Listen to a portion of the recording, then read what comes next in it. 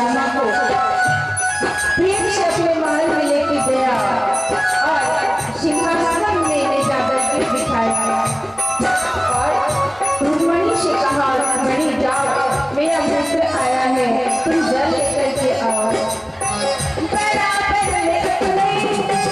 सुदामा बिठाए और क्या किया, रुक्मणी से कहा जाओ जल लेकर के आओ। मैया रुक्मणी जल लेने के लिए गई, लेकिन विलंब हो रहा था तो मैया ने क्या किया, सुदामा ये क्या रसा बना के रखा है मित्र, देखो तो शरीर कैसा हो गया है, कांटा हो गया है, सूखे कांटा। अरे कुछ खाटा पीता नहीं है क्या? देखते देखते नजर गई पाँव में तो क्या देखा, पाँव में कांटे चुभ गए हैं, खून निकल रही है पाँव से। कहा मित्र ये क्या, तुम्हारे तो पैर में कांटे चुभ गए हैं, दो मित्र मैं निकाल देता हूँ। और सुदामा की दशा को देख कर करुणा की सुदामा की दीन दशा, करुणा करके करुणा निधि हो, पानी शराब को हाथ छुओ नैन में जल सो पानी लाने में विलंब हो रहा था तो पानी को छुआ ही नहीं जल को। करुणा निधि इतनी रोए हैं सुदामा की दशा को देखकर, इतनी रोए हैं अजनैनों की अश्रुधारा से सुदामा के चरणों को धो दिया है कृष्ण ने। बराबर ने अपने सुदामा बिठाए, चरण आंसुओं से श्याम ने धुलाए। से शाम ने धुलाई, से शाम ने धुलाई। न घबराओ प्यारे जरा तुम सुदामा, न घबराओ प्यारे जरा तुम सुदामा, खुशी का समा करीब आ गया है, खुशी का समा करीब आ गया है।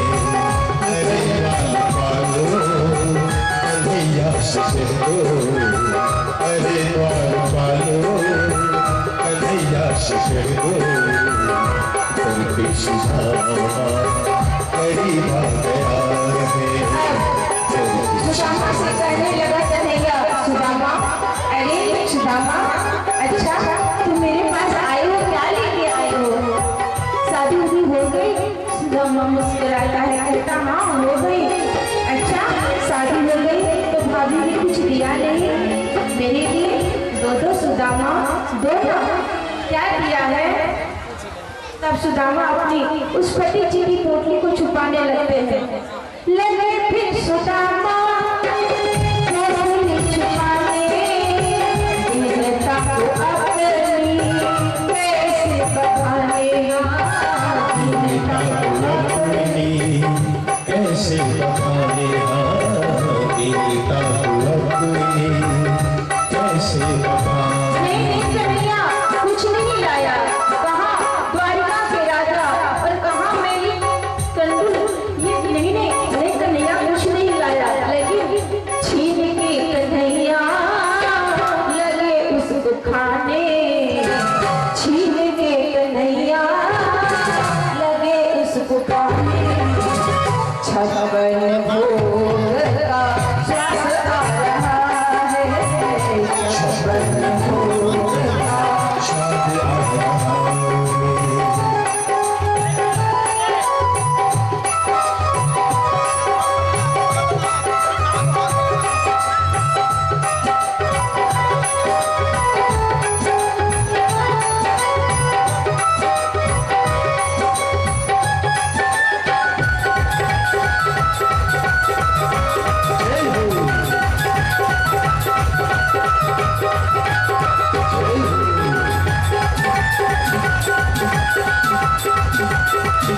जय श्री कृष्ण। अच्छा,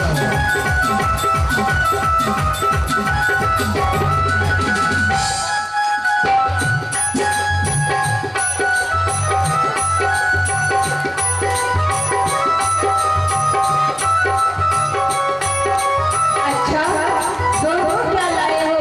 आज खीर करके वो खुद ही चुनी आज भगवान खाने लगे। 2 बार खाए थे, तीसरी बार खाए तो मैया रुक्मणी ने रोक लिया, प्रभु आप कितना खाओगे, हमें भी दो। और तीसरी मुट्ठी रानी ने खा लिया। एक मुट्ठी खाए भगवान किसी का एहसान नहीं लेते, एक लोग की संपत्ति दान में दे दिए, दूसरी मुट्ठी खाए दूसरी लोग की संपत्ति दान में दे दिए। इसीलिए मैया रुक्मणी ने रोक लिया, प्रभु सब दे दो तो हम आएंगे।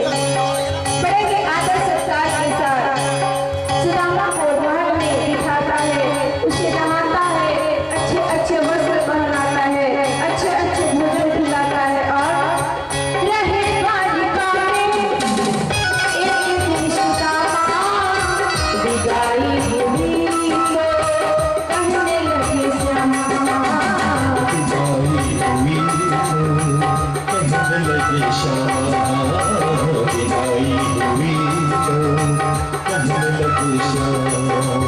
एक दिन रहे, बड़े अच्छे राज सुखों के साथ रखा। अब कहा मित्र मैं अपना घर जाऊंगा। अच्छा चलो ठीक है जाओ। सुदामा ने सोचा ये क्या, घर जाना चाहता हूँ तो कहता है जाओ, एक बार भी नहीं बोला रुको। अच्छा कोई बात नहीं चलो, जाने लगे सुदामा। तब कन्हैया कहते हैं सुदामा न घबराओ प्यारे जरा तुम सुदामा, न घबराओ प्यारे जरा तुम सुदामा, खुशी का समा करीब आया है, खुशी का समा करीब आया है।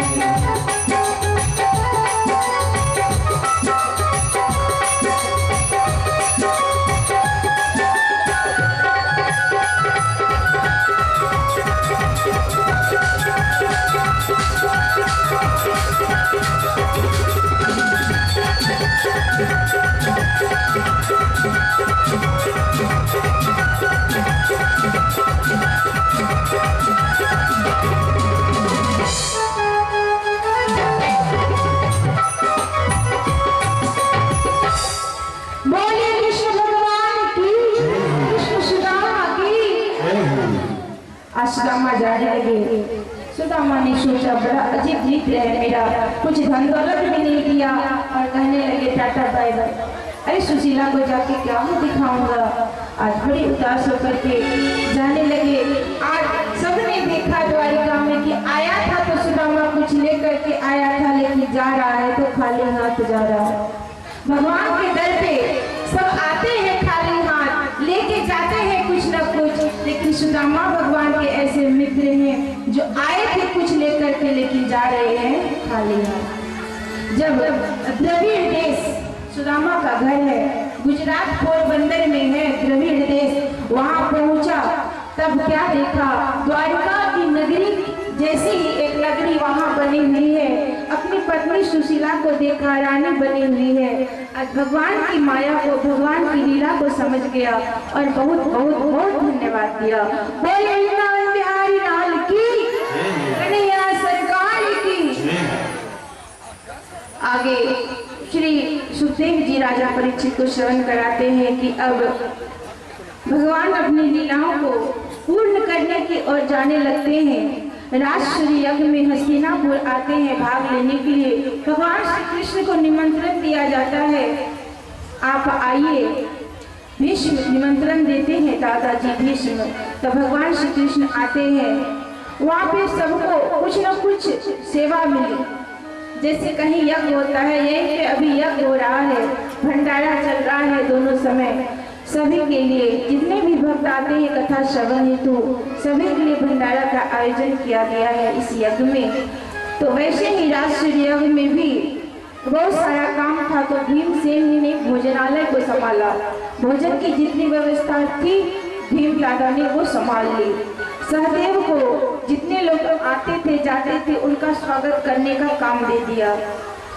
अर्जुन को गुरुजनों की सेवा करने का काम दिया, द्रौपदी को भोजन परोसने का काम दिया, कर्ण को दान देने का काम दिया। इस तरह से जितने भी लोग ने कुछ न कुछ काम दे दिया, लेकिन भगवान स्वयं क्या काम लिए पता है? भगवान स्वयं पत्थर उठाने का काम लिए। भगवान हर एक काम को करते हैं और उसमें एक शिक्षा देते हैं कि दुनिया में कोई काम छोटा या बड़ा नहीं होता। क्या करते हैं? स्वयं पत्थर उठाते हैं। राष्ट्रीय की पूर्ति की है। और एक बार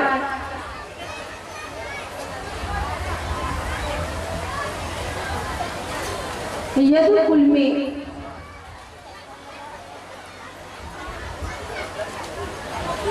कुछ ब्राह्मण आते हैं, कुछ ऋषि आते हैं।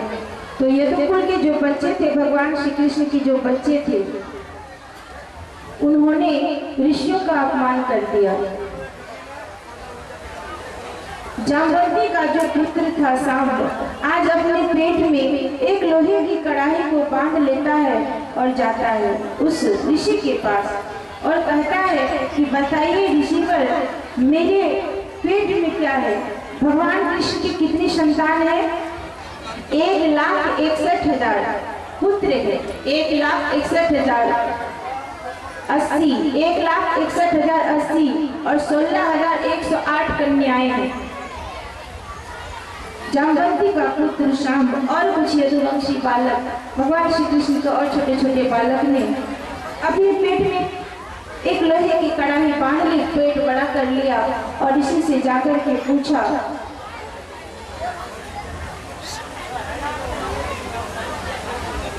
कि बताइए पेट में क्या है? परीक्षा ले ले संत का कि सच में संत है या झूठ मूठ का है। तो ऋषि ने कहा मूसलम कुल नासलम, जाओ जो भी तुम्हारे पेट में है उसी से तुम्हारे कुल का नाश होगा। अभिशाप दे दिया। इसलिए कभी भी 3 लोगों का अपमान नहीं करना, एक ब्राह्मण का और एक भक्त का। कभी भी अपमान मत करना, साधु संतों का कभी भी अपमान मत करना, माता पिता का कभी भी अपमान मत करना। अभिशाप मिला। यदुवंशी बालक दौड़ करके आए, डर के मारे उस लोभ कड़ाही को निकाला और पत्थर की शिला पर पीसा तो छोटी सी कील बच गई। उस कील को फेंक दिया जमुना नदी में।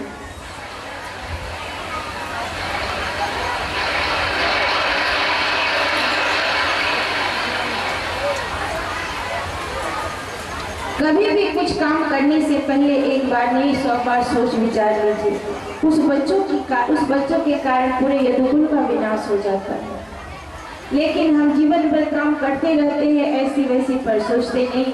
संतों ने कहा पहले तो सोचा नहीं, करता रहा बदकाम, ये भी तो तूने सोचा नहीं, तेरा क्या होगा अंजाम। जब दुख आती है तब अब दुख विपदा को देख कर क्यों होता है, ये तो सब है बंदे तेरे कर्मों का परिणाम। ये क्या है? सब हमारे ही कर्मों का परिणाम है। करने करे तो क्या डरे, कर करके क्यों पछताए, रोको फिर बबूल तो आम कहाँ से खाए। अगर नीम का पेड़ घर में बोओगे तो आम का फल कभी मिल नहीं सकता। अपने बच्चे को अच्छे संस्कार नहीं दोगे तो वो मान इज्जत बड़ा होके कैसे मिलेगा। अगर आप अपने जीवन में अच्छे अच्छे कर्म नहीं करोगे तो फिर वो फल कहाँ से मिलेगा। शक्ल पदार्थ ही जग माही, कर्महीन नर पावत नाहि। सब कुछ इसी संसार में है लेकिन फिर भी हमें नहीं मिलता। कैसे? इसी जमीन पर एक टुकड़े पर अगर आलू लगा दिया जाए तो वहां से आलू की उपज होती है, उसी टुकड़े पर गोभी लगा दी जाए कि गोभी की उपज होती है, बैगन लगा दिया बैगन मिलता है, सब कुछ मिलता है। अर्थात मेहनत करने का तरीका होना चाहिए। अब हम बैठे हैं और कहेंगे हमें तो कुछ मिल ही नहीं रहा। एक राजा था, उसे कहीं जाना था, बीच में नदी थी, नदी के किनारे बैठा है बहुत देर से। एक संत ने देखा ये राजा बैठा है बहुत देर से, जाके पूछा आप क्यों बैठे हैं? कहा मुझे नदी के उस पार जाना है। तो कहा जाइए। बोले कैसे जाऊं? उस पार में कैसे जाऊं? नदी में जल बह रहा है, मैं डूब जाऊंगा। तो नहीं जाना? हाँ जाऊंगा, इंतजार कर रहा हूँ, ये नदी का जल समाप्त हो जाए तो मैं चला जाऊंगा। संत ने कहा अच्छा, अरे ये नदी का जल कभी समाप्त नहीं होने वाला, बैठे रहोगी जिंदगी भर। हमारा जीवन भी उसी नदी रूपी जल की तरह है। जीवन में जिम्मेदारियां कभी समाप्त नहीं होगी भक्तों, कभी नहीं। आज बेटा का जिम्मेदारी है, कल बहू आएगी, बहू का जिम्मेदारी होगा, नाती नतनी रिश्ते नए नए बनते जाएंगे, फिर कभी जिम्मेदारी खत्म नहीं होगी। हमें इन्हीं जिम्मेदारियों के बीच से ही भगवान को भजना होगा। संसार में 4 आश्रम है, गृहस्थ आश्रम, संन्यास आश्रम, वानप्रस्थ आश्रम और ब्रह्मचार्य आश्रम। क्या क्या? गृहस्थ आश्रम, संन्यास आश्रम, वानप्रस्थ आश्रम और ब्रह्मचार्य आश्रम। और संत बताते हैं इन चारों आश्रमों में से सर्वश्रेष्ठ आश्रम है क्या? गृहस्थ आश्रम। जो व्यक्ति अपने गृहस्थ नियमों का पालन करके, अपने माता पिता की सेवा करके, अपने सगे संबंधियों की सेवा करके, सभी दायित्वों की पूर्ति करते हुए जो भगवान को भजता है, जो भगवान को याद करता है, वो सबसे श्रेष्ठ है। लोग कहते हैं ये तो गृहस्थी व्यक्ति है, ये क्या भजन करेगा, ये क्या आएगा। जो ब्रह्मचार्य में रहता है, ब्याह नहीं करता, शादी नहीं करता, वो लोग ज्ञानी होते हैं, वे भगवान को प्राप्त कर सकते हैं। पर शास्त्र बताते हैं कि गृहस्थ जीवन के जैसा कोई बड़ा धर्म नहीं है। 4 वर्णों के बारे में बताया गया है, ब्राह्मण, क्षत्रिय, वैश्य और शूद्र।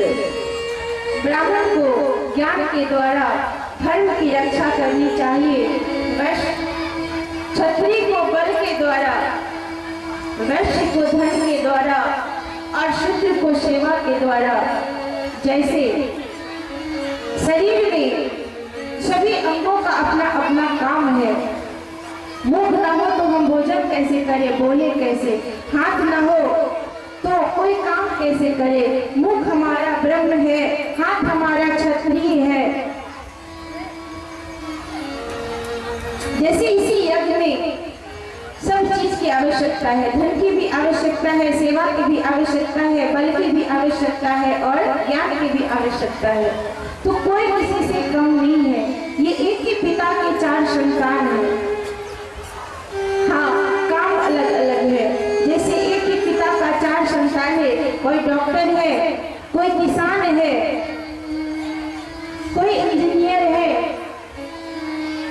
तो कोई और काम करता है। एक ही पिता के 4 संतान है, इसलिए इसमें से कोई बड़ा और कोई छोटा नहीं होता।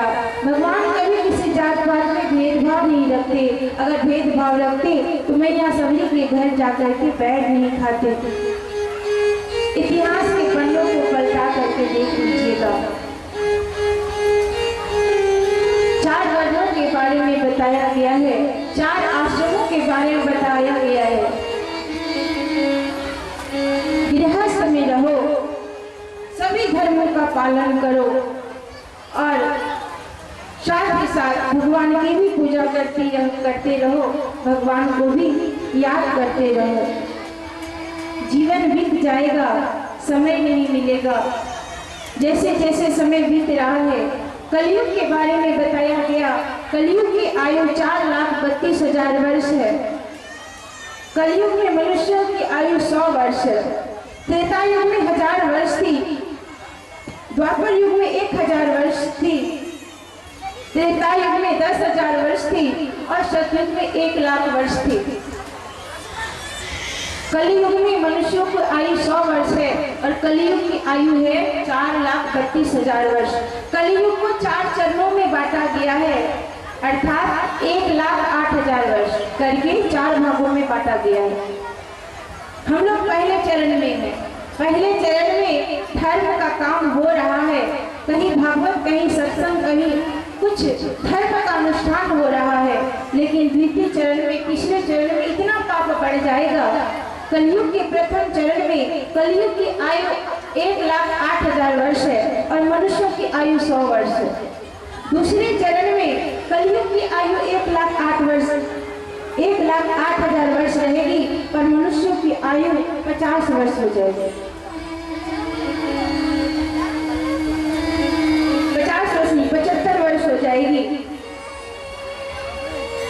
और फिर तीसरे चरण में जाकर के 50 वर्ष हो जाएगी और चौथे चरण में जाकर के 25 वर्ष हो जाएगी।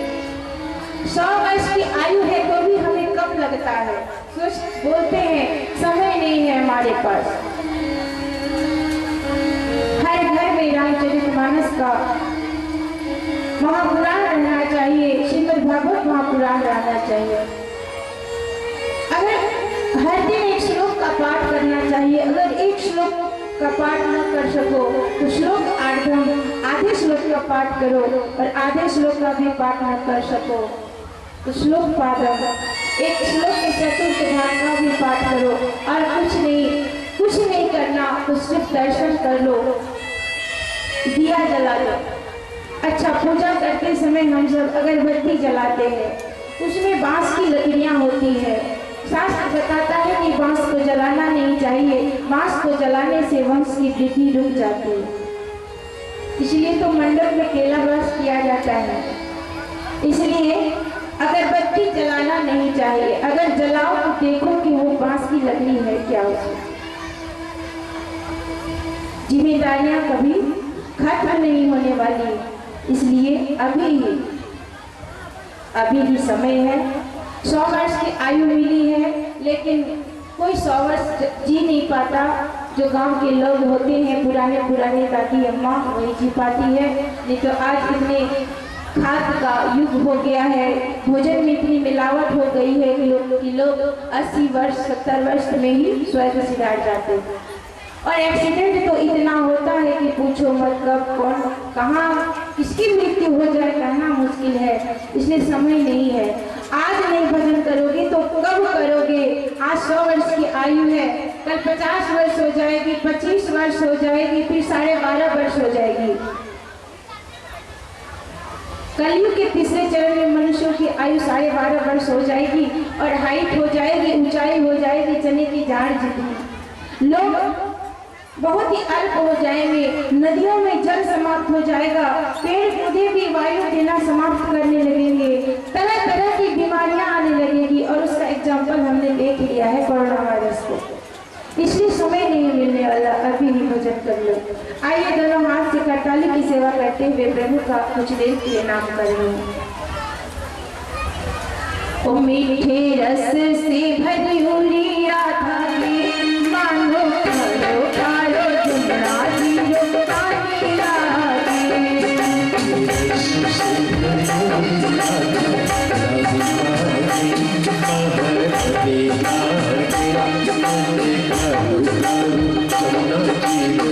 काली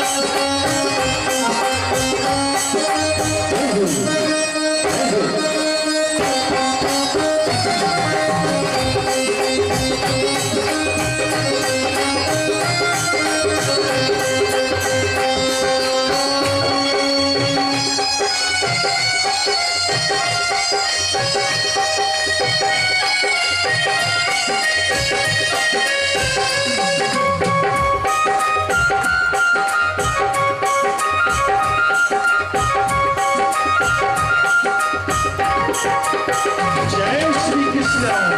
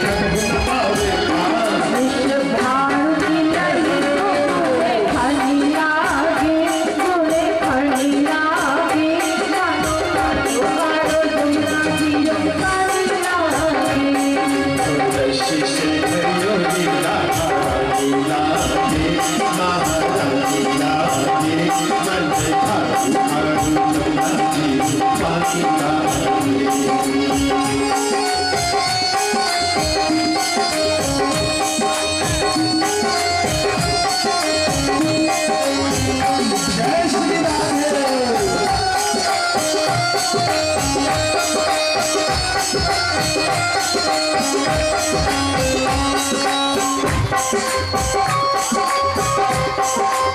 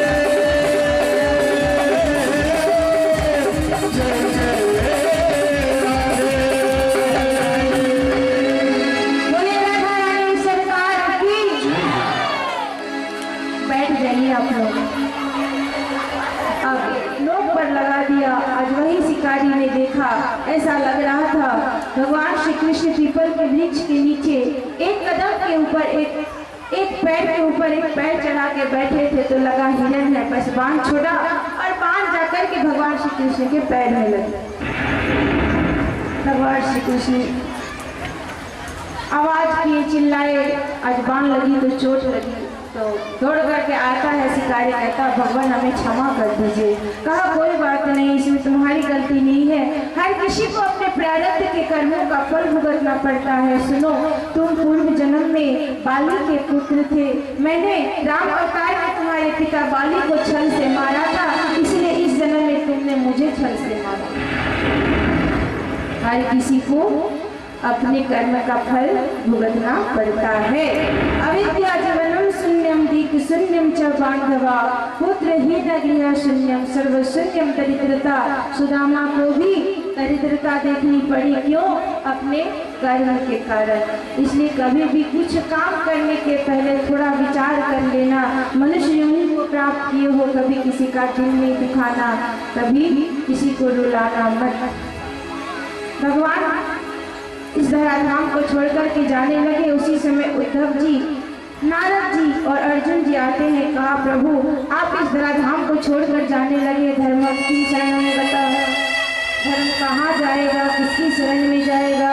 कहा मैं कहीं नहीं जा रहा, मैं अपने स्वरूप को श्रीमद् भागवत में विराजित करके जा रहा हूँ। साक्षात कृष्ण एवं ही, ये साक्षात श्रीमद् भागवत महापुराण साक्षात कृष्ण ही है।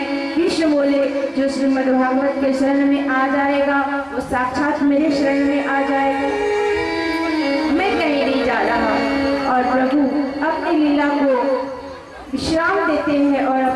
को चले जाते हैं।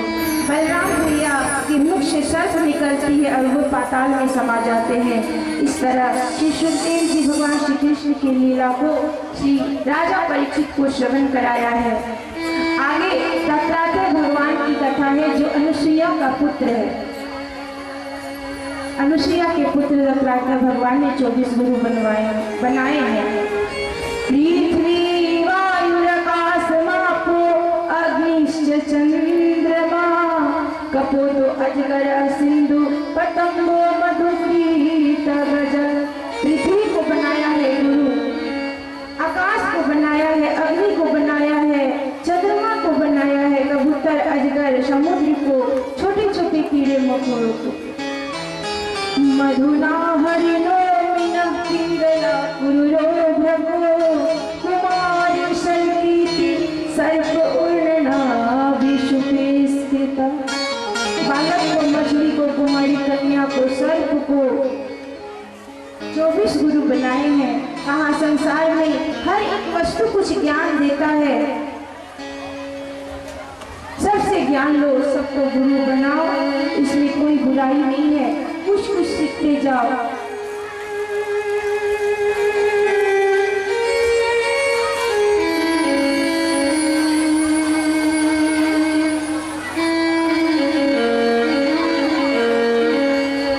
हर किसी से कुछ न कुछ सीखना चाहिए।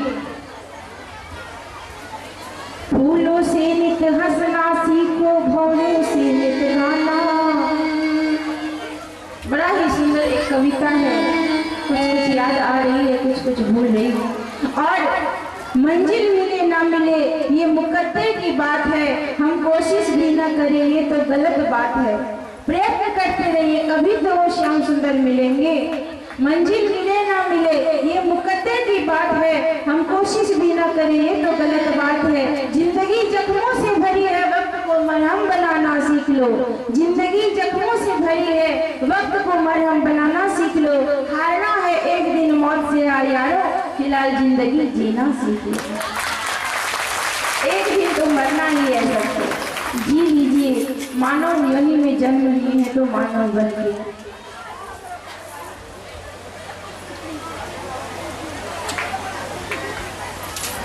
और जब किसी का फोन आए तो लोग क्या कहते हैं, हेलो हाउ आर यू, कैसे हो। लेकिन हेलो हेलो ना कह के अगर राधे राधे बोला जाए तो पुण्य भी मिलेगा और अच्छा भी लगेगा। हेलो कौन थी जिसने मोबाइल बनाया?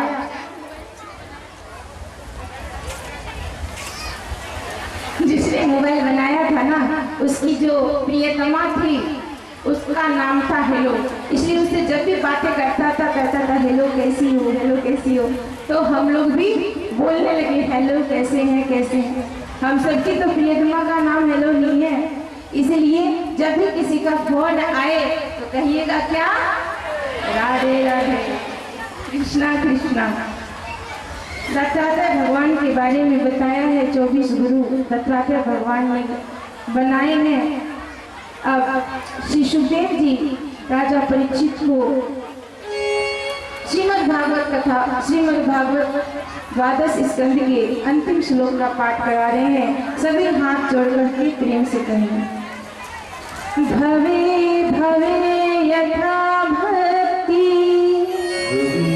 भवे यथा भक्ति, भवे भवे यथा भक्ति, भवे यथा भक्ति, पादयोत्सव जायते, उत्सव जायते, तथा पुरुषस्य देवेश, तथा पुरुषस्य देवेश, नाथस्य लोयत प्रभो, नाथस्य लोयत प्रभु, नाम संकीर्तनं यस्य, नाम संकीर्तनं यस्य, सर्वपाप प्रणाशनं, सर्वपाप प्रणाशनं, नाम संकीर्तनं यस्य, नाम संकीर्तनं यस्य, सर्वपाप प्रणाशनं, सर्वपाप प्रणाशनं,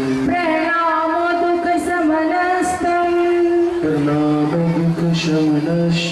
नमामि हरिपदं नमामि हरिपदं नमामि हरिपदं। सुखदेव जी बताते हैं राजन, पूरे श्रीमद् भागवत का सार है एक श्लोक, नाम संकीर्तनम यस्य सर्व पाप प्रणाशनम प्रणाम दुख समनस्तम नमामि हरिपरम हरिपरम। अर्थात कलयुग में अगर जीव को मुक्ति का कोई साधन है, मोक्ष प्राप्ति का कोई साधन है तो वो नाम है हरि नाम। केवल केवल हरि नाम, कलियुग केवल हरि नाम गुण गाह पावै नर सकल भवताः। अब 7वें दिन श्रीमद् भागवत कथा जब विश्राम होती है तब तक्षक आता है। राजा परीक्षित का चित्त तो पहले ही भगवान में लग जाता है, पर अभिशाप है इति लब्ध मर्यादा तक्षक शब्द में दश्यन्ति स्म कुलांधार चौदितो में तत्तुः। ऋषि का अभिशाप है कि 7वें दिन सांप डसेगा, इसलिए तक्षक आता है और राजा परीक्षित के शरीर को डसता है, अभिशाप की पूर्ति होती है। और इस प्रकार से सुखदेव जी कथा को विश्राम देते हैं और गुरु वंदना होती है और श्री सुखदेव जी मुनि महाराज चले जाते हैं वहां से।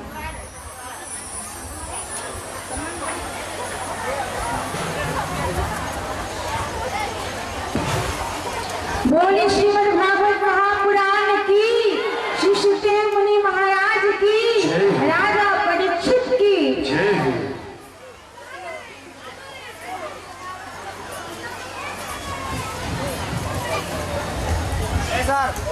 राधे राधे।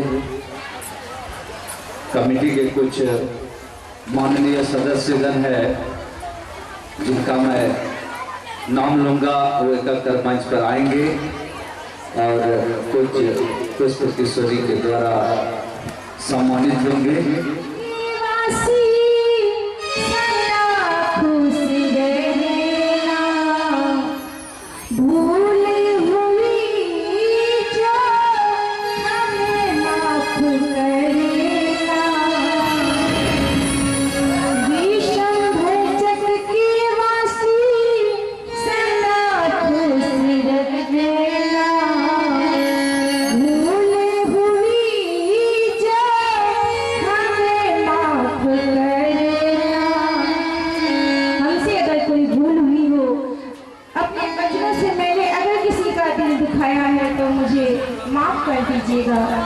आत्मा की बात तुमको बतला रहे हैं, हम पाकुड़वासी अपने घर जा रहे हैं, हम पाकुड़वासी अपने घर जा रहे हैं।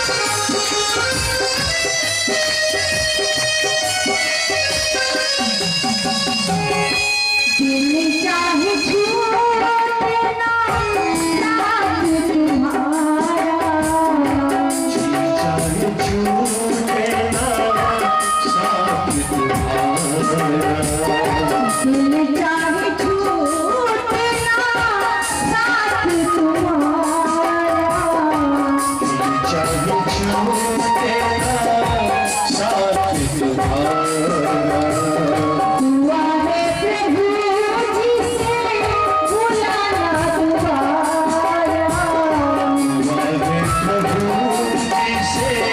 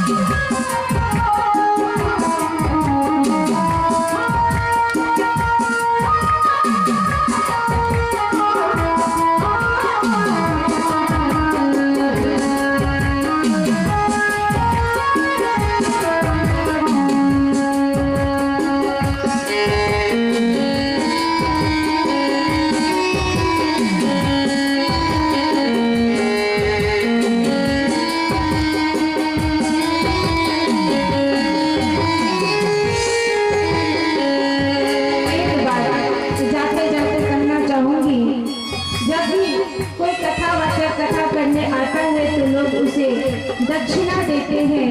आज आप सभी से एक दक्षिणा चाहिए कि कभी भी प्रभु की भक्ति से दूर नहीं जाना। दुनिया में हर काम करो, लोभ हिंसा मद मोह को छोड़ना आसान नहीं है, पर कोशिश करना कि प्रभु की भक्ति से दूर न जाना।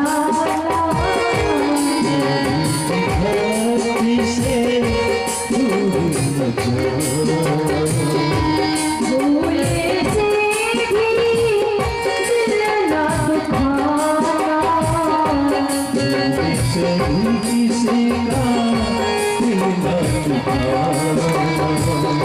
भूले से भी किसी का दिल न दुखाना।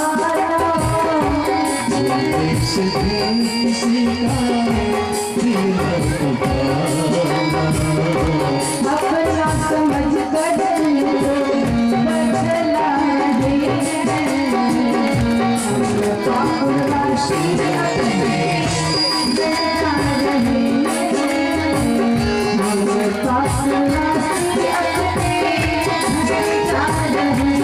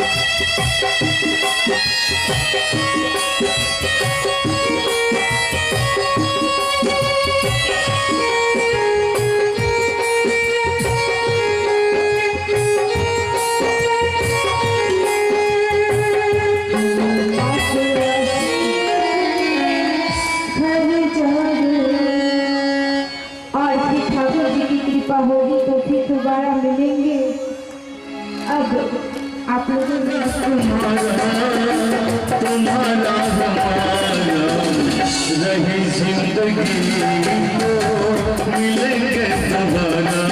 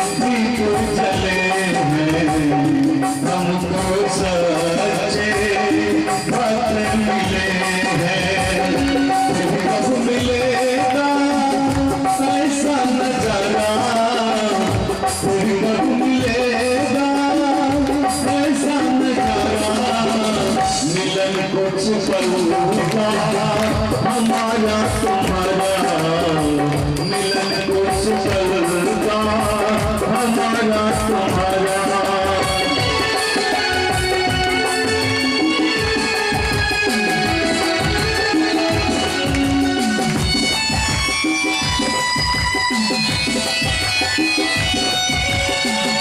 सब भक्तों से मेरा ये कहना, सब भाई से मेरा ये कहना, भूल चूक के माफी कर देना, भूल चूक के माफी कर देना।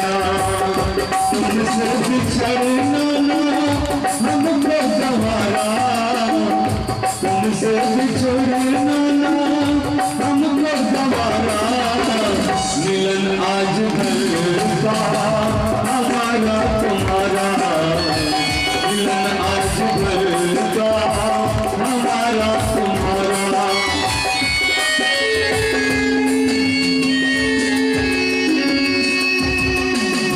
कथा श्रवण को भूल न जाना, प्रभु चरणों में ध्यान लगाना।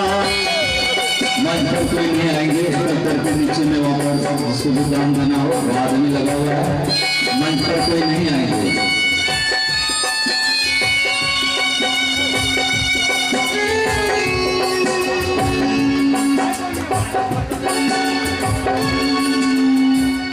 अनिता दीदी की तरफ से विदाई के लिए 500 रुपया श्रीमद भागवत महापुराण कथावचिका को भेंट स्वीकार करेंगे। अनिता दीदी ने 500 रुपये का। चलते चलते मेरे ये गीत याद रखना, कभी अलविदा ना कहना, कभी अलविदा ना कहना। चलते चलते मेरे ये गीत याद रखना, कभी अलविदा ना कहना, कभी अलविदा ना कहना। हंसते गाते मुस्कुराते रहना, कभी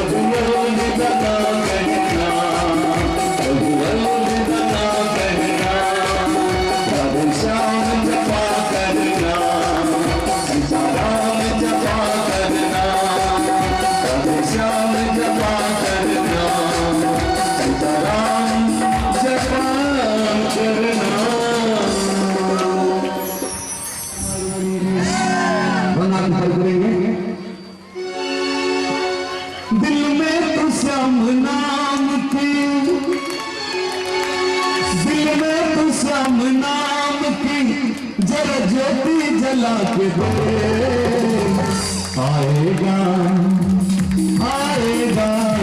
किनको किनको साम्राज्य को बुलाना, हाथ उठाएंगे। कोई किसी को नहीं लाल की आएगा मेरा साबुरा दिल से बुला के दे, आएगा मेरा साबुरा दिल से बुला के दे। दिल में तू सामनाम की, दिल में तू सामनाम की, दर ज्योति जला के दे, आएगा आएगा आएगा मेरा साबुरा दिल से बुला के दे, आएगा मेरा साबरा दिल से बुला के दे।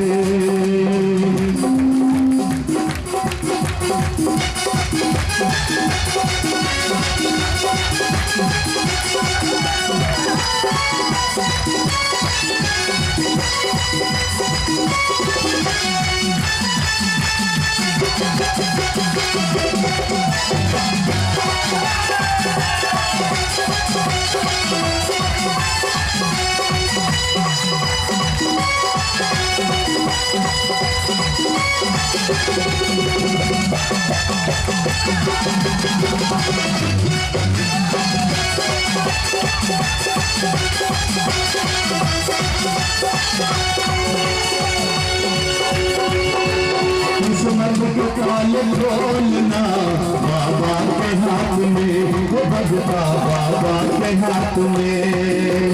दुख तेरे कष्ट मिटाना कल भर की बात है, वो भगता कल भर की बात है। किस्मत के काल खोलना, किस्मत के काल खोलना।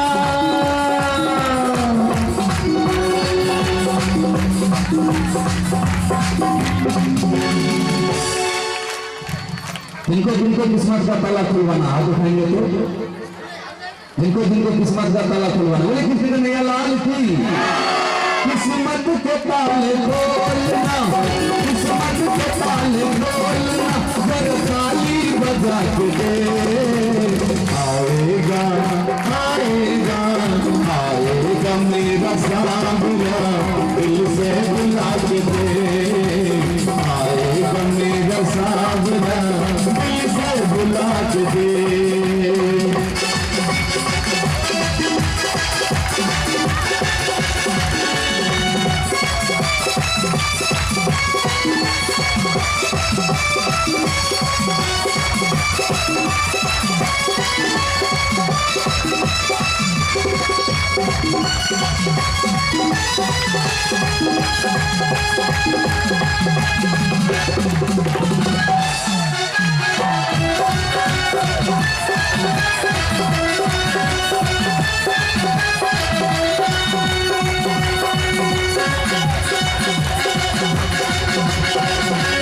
मुरली बजाता सवरिया आई गोकुल की सारी गुजरिया, आया मुरली बजाता सवरिया आई गोकुल की सारी गुजरिया।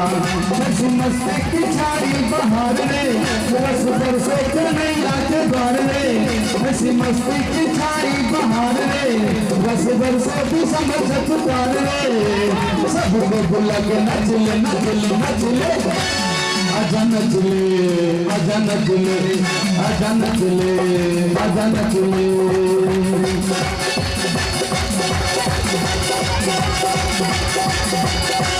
मस्ती भरी रात है, मेरे बाबा मेरे साथ है, बड़ी मस्ती भरी रात है, मेरे बाबा मेरे साथ है।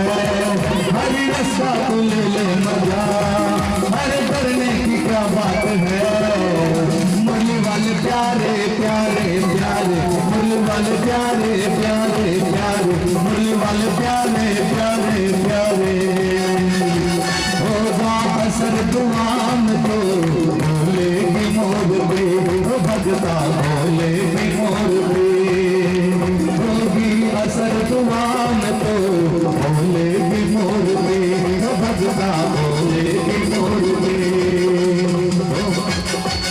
कहते हैं भावना अगर भावना तो होती, भगता भावना होती। कहते हैं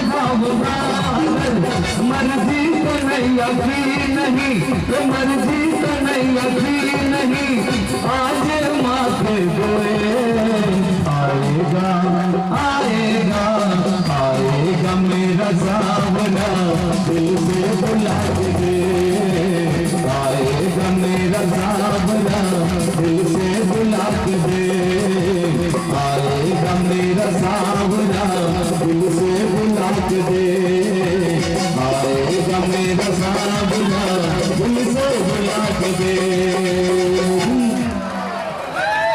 हंस आवे न कवनो गम दुख न कबो सतावे हंस आवे न कवनो गम बम बम बम बम बम बम भोले बाबा पे दीवाना रहे बम बम बम बम बम बम बम बम बम भोले बाबा पे दीवाना रहे बम बम बम दुख न कबो सतावे हंस आवे न कवनो गम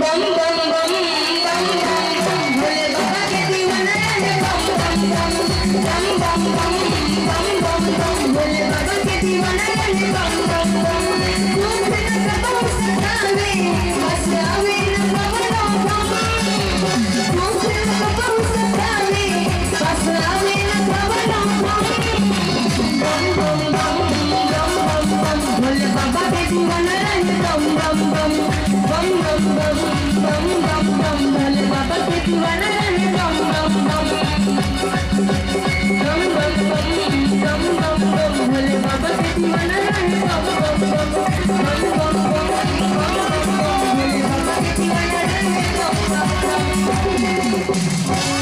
कोई कैसे महादेव की